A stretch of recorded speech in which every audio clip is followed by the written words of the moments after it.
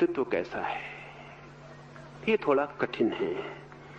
ये थोड़ा कठिन इसलिए है कि कृष्ण के पास व्यक्तित्व नहीं है, इसलिए कठिन है। जो पहुंच जाता है उसके पास व्यक्तित्व खो जाता है। व्यक्तित्व उनके पास होते हैं जो यात्रा में है, मंजिल पे व्यक्तित्व नहीं होते। मंजिल पे तो परमात्मा ही बसता है। व्यक्तित्व यात्रा में होते हैं। जैसे वाहन, मैं बैलगाड़ी पे बैठा हूं, आप हवाई जहाज पे बैठे हैं, कोई रेलगाड़ी में बैठा है, कोई मोटर गाड़ी में बैठा है। ये वाहन तो यात्रा में होते हैं, मंजिल पे पहुंचे कि वाहन से उतर जाता है आदमी। फिर ना हवाई जहाज में होते हैं, आपने बैलगाड़ी में होते हैं। बैलगाड़ी भी गई, हवाई जहाज भी गया, मंजिल आ गई। कृष्ण जैसे लोग मंजिल पर खड़े हुए लोग हैं। ये व्यक्तित्व से उतर गए, व्यक्तित्व गया। उसी व्यक्ति को हम अवतार कहते हैं जिसका व्यक्तित्व नहीं है, इसको समझ लें। उसी व्यक्ति को अवतार कहते हैं जिसका कोई व्यक्तित्व नहीं है। जब अपना व्यक्तित्व नहीं होता तभी तो परमात्मा प्रकट होता है। जब तक अपना व्यक्तित्व होता तब तक प्रकट नहीं होता। कृष्ण तो बांसुरी की तरह हैं, अपना कोई स्वर नहीं है। परमात्मा जो बजा दे वही। बांसुरी को कुछ गाना नहीं है, बांसुरी के पास अपना गीत गाने को नहीं है।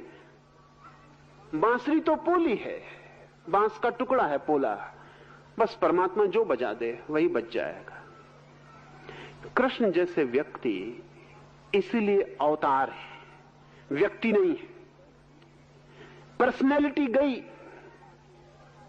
शून्य की भांति है, खाली, रिक्त, अपना कुछ भी नहीं बचा। अब तो परमात्मा जो करवा ले। इसलिए कृष्ण के पास व्यक्तित्व नहीं है, न बहिर्मुखी न अंतर्मुखी। कृष्ण के पास व्यक्तित्व ही नहीं है। इसमें एक ख्याल और ले लें, महावीर भी जब ज्ञान को उपलब्ध हो जाते हैं तो उनके पास कोई व्यक्तित्व नहीं बचता। बुद्ध भी जब ज्ञान को उपलब्ध हो जाते हैं तो उनके पास भी कोई व्यक्तित्व नहीं बचता। लेकिन महावीर की जो साधना पद्धति है, उस साधना पद्धति के कारण एक व्यक्तित्व हमें मालूम पड़ता है। उनका कोई व्यक्तित्व बचता नहीं, लेकिन साधना पद्धति का एक व्यक्तित्व हमें मालूम पड़ता है।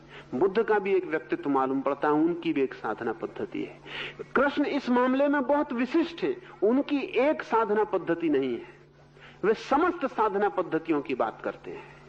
इसलिए उनका कोई व्यक्तित्व भी मालूम नहीं पड़ता। इसलिए कृष्ण को कोई जैसा चाहे वैसा देख ले सकता है। भागवतकार कुछ और अर्थों में देखते हैं कृष्ण को, कवि कुछ और अर्थों में देखते हैं। केशव से पूछें तो कुछ और कहेगा, सूर से पूछें तो कुछ और कहेंगे। गीता के कृष्ण कुछ और मालूम होते, भागवत के कुछ और मालूम होते। हजार तरह की बातें उनके व्यक्तित्व से झलकती हैं। शून्य है, कोई एक साधना की पद्धति नहीं है। इसीलिए राम को हमने कभी पूर्णावतार नहीं कहा, क्योंकि राम का एक विशिष्ट साधना पद्धति है, जीवन की एक व्यवस्था है। वो व्यवस्था ही उनका व्यक्तित्व मालूम पड़ती है। वे हमारे जगत से संबंधित होते हैं एक विशेष व्यक्तित्व को बीच में लेकर।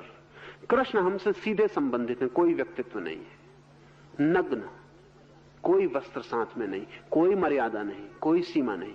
इसलिए इस देश में हमने किसी को पूर्ण अवतार नहीं कहा सिवाय कृष्ण के। उसका कारण है पूर्ण प्रकट हो रहा है उनसे। व्यक्तित्व से सदा अपूर्ण प्रकट होता है, चुना हुआ प्रकट होता है। खतरे हैं पूर्ण प्रकट करने में। खतरा सबसे बड़ा तो यह है कि बहुत मिसअंडरस्टैंडिंग पैदा होगी। महावीर के संबंध में इतनी गलतफहमी नहीं हो सकती, क्योंकि उनकी रूपरेखा साफ है। वो जो कहते हैं वो एक साधना है। बुद्ध के संबंध में भ्रांति नहीं हो सकती, वो एक साधना है। राम के संबंध में भ्रांति नहीं हो सकती, बात साफ है। राम प्रेडिक्टेबल है। अगर हमें पता भी ना हो, अगर रामायण का एक पन्ना खो जाए, बिल्कुल खो जाए, तो उस पन्ने को हम फिर से लिख सकते हैं। आगे के पन्ने और पीछे के पन्ने बता देंगे कि इस आदमी ने बीच में क्या किया होगा। प्रेडिक्टेबल है। अगर रामायण का एक अध्याय खत्म हो जाए तो फिर से लिखा जा सकता है, इसमें अड़चन नहीं आएगी, क्योंकि राम का व्यक्तित्व एक लीक में बंधा हुआ सीधा है। हम जानते हैं कि 2 2 4 हुए हैं, इतना सीधा है। लेकिन कृष्ण के मामले में तय नहीं है। अगर एक अध्याय खो जाए तो उसको दोबारा नहीं लिखा जा सकता जब तक कृष्ण फिर से पैदा न हो। उसको कोई पूरा नहीं कर सकेगा, क्योंकि कुछ नहीं कहा जा सकता ये आदमी क्या करेगा। ये बांसुरी बजाएगा बीच में कि युद्ध में लड़ेगा, कि सखियों के साथ नाचेगा, कि स्त्रियों के कपड़े उठा के वृक्ष पे चढ़ जाएगा। बीच में क्या करेगा कुछ पक्का नहीं है, बीच में कुछ भी हो सकता, अनप्रिडिक्टेबल है। पूर्ण आदमी सदा ही भविष्यवाणी के बाहर होगा और पूर्ण व्यक्ति को समझना कठिन होगा। इसलिए कृष्ण को मानने वाले, प्रेम करने वाले बहुत हैं, लेकिन फिर भी कृष्ण को मानने वाले ना के बराबर है। कृष्ण को मानना बहुत दुरूह है, बहुत कठिन है। इसलिए जो भी मानता है वो भी चुन लेता है, वो भी पूरे कृष्ण को नहीं मानता, वो भी चुनाव कर लेता है। कुछ लोग हैं जो बाल कृष्ण को मानते हैं, वो युवा कृष्ण को बिल्कुल बात ही नहीं करते। वो कहते हैं हमारे तो बाल गोपाल भले, क्योंकि वो बात का कृष्ण खतरनाक मालूम पड़ता है। तो वो तो कहते हैं वो छोटा कन्हैया, उससे ही वो अपना काम चला लेते। उनका डर अपना है, क्योंकि बाद में वो जो कृष्ण जवान हो जाता है और जवान होकर जो करता है वो उनके लिए घबराने वाला है। अब सूरदास कैसे जवान कृष्ण को माने? वो तो स्त्रियों को देख के आंख फोड़ लिए। बड़ी कठिनाई है। कृष्ण और सूर के बीच, जवान कृष्ण और सूर के बीच तालमेल नहीं हो सकता, क्योंकि कहां सूरदास देखा कि आंख भटकाती है वासना में, फोड़ दो आंख फोड़ दी। और कहां कृष्ण की पूरी आंखें नचा के बांसुरी बजा सकते हैं। और कहां सूरदास आंख फोड़ के बैठ गए। सूरदास कहेंगे कि बात का कृष्ण भरोसे का नहीं है, अपना बाल कृष्ण ठीक। वो सूरदास की सीमा है, इसलिए बाल कृष्ण से अपना काम चला लेंगे। अब अगर कोई केशव को कहे कि बाल कृष्ण से काम चला लो, दही मटकी तोड़े, ये करे, वो कहेंगे उसमें कुछ रस नहीं है, इसमें कोई खास बात नहीं है। केशव के लिए तो युवा कृष्ण यौवन के पूरे राग रंग में नाचता हुआ, क्योंकि केशव कहते हैं कि जो परमात्मा राग रंग में पूरा न नाच सके वो अभी कमजोर है।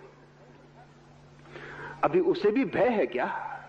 आदमी भयभीत हो समझ में आ जाए, परमात्मा भी भयभीत हो तो फिर समझ में नहीं आता। वो तो अभय होकर, तो केशव बच्चे कृष्ण को छोड़ देंगे, युवा कृष्ण की कथा के आसपास उनके सब गीत रचे जाएंगे।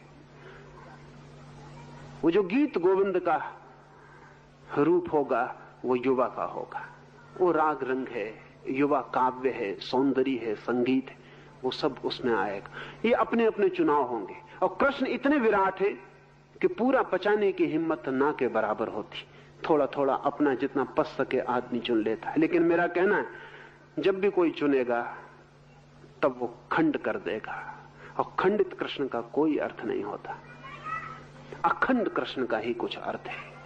इसलिए मैं कहता हूं कि मानने वाले बहुत हैं, फिर भी मानने वाले ना के बराबर हैं, क्योंकि जो पूरे अखंड कृष्ण को जान पाए वही मान पाएगा, अन्यथा नहीं मान सकता है। तो कृष्ण का कोई अपना व्यक्तित्व नहीं है, कृष्ण के सब व्यक्तित्व अपने हैं। इसलिए कृष्ण के हमने कितने नाम रखे, ख्याल किया? इतने नाम रखे कृष्ण के जिसका हिसाब नहीं। जितने नाम हो सकते हैं सब कृष्ण के रख दिए, क्योंकि इतने आदमी इसमें झलके एक साथ, इतने व्यक्तित्व इसमें दिखाई पड़े। कौन सोच सकता है कि जो आदमी बांसुरी बजाने की जैसी कोमल जगत में जीता हो, वह आदमी चक्र लेके खड़ा हो जाएगा? कोई सोच नहीं सकता कि जिन अंगुलियों ने बांसुरी बजाई हो वो हत्या का चक्र भी हाथ में ले सकती। ये अंगुलियां बड़ी अजीब है, इनका व्यक्तित्व क्या है? बांसुरी बजाने वाली अंगुलियां चक्र हाथ में नहीं ले सकती।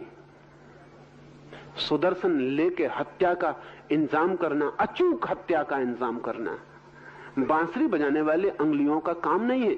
इन अंगुलियों का कोई व्यक्तित्व अगर होता तो यह मुश्किल था।